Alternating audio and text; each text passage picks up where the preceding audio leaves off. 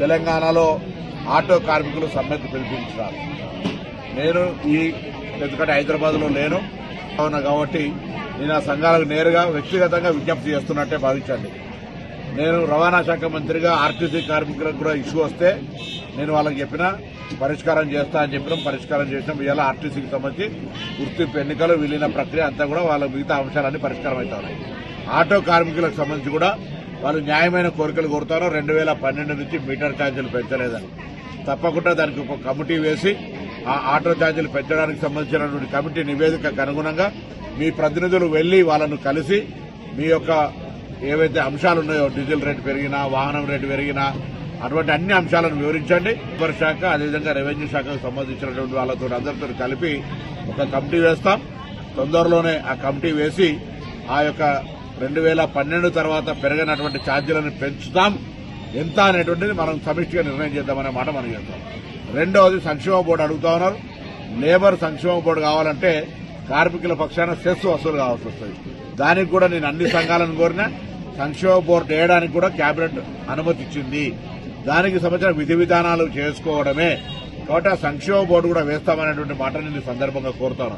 ఇది కాక ఆటో కార్మికుల సంక్షేమం దృష్టిలో పెట్టుకుని వాళ్ళ దగ్గర అంత ఆర్థికంగా ఉండదని హైదరాబాద్ లో 1,50,000 రూపాయలతోటి ఎలక్ట్రిసిటీ ఆటోలు కొనుక్కోవడానికి కానీ లేదా ఈవీ ఆటోలుగా రెట్రోఫిట్మెంట్ అంటే పెట్రోల్ డీజిల్ ఆటోలు లేకుండా ఉండడం కొరకు వాటిని ఈ విధంగా మారుస్తా ఉన్నాం.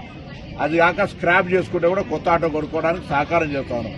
ఆ విధంగా హైదరాబాద్ లో ఎక్కడ కూడా డీజిల్ పెట్రోల్ గ్యాస్ ఆటోలు ఉండొద్దని, ఈవీకి కన్వర్ట్ చేసుకోవడానికి వాళ్ళ దగ్గర ఆర్థిక స్తోమత ఉండదని 1,50,000 రూపాయలు ఇస్తున్నాం. కాబట్టి దయచేసి ఎక్కడైనా సరే ఆటో కార్మికుల సంక్షేమానికి ప్రభుత్వం కట్టుబడింది. మేము ఎన్నికల్లో చెప్పిన వాగ్దానం ప్రకారంగా మీరు 12,000 రూపాయలకు సంబంధించి గ్రామీణ ప్రాంతాల వాళ్ళకు కూడా ఏ విధంగా చేయగలుగుతాం. ఆర్థిక ఇబ్బంది ఉన్నది. మీ అందరూ కూడా గ్రామీణ ప్రాంతాల్లో రవాణా సరఫరాకు సంబంధించి కష్టపడేటువంటి వాళ్ళు మీ జీవితాల్లో కూడా న్యాయం జరిగే విధంగా ప్రభుత్వం ఆలోచన చేస్తూ ఉంది. ఏ విధంగా చేయాలి, మీకు ఏ విధంగా లాభం చేయాలనే ఆలోచన కొద్దీ తప్పకుండా మేము ఈ సందర్భంగా మనవి చేస్తూ హైదరాబాద్ లో 1,00,000 ఇళ్లు కడతా ఉన్నాం. ఇటు ఆర్టీసీ కార్మికులతో పాటుగా ఆటో కార్మికులు కూడా వాళ్ళు అప్లై చేసుకుని వాళ్లకు ఆ అంత పెద్ద విలువైన స్థలాల్లో కట్టే ఇళ్లకు అర్హులు కావచ్చని మేము కోరినాం.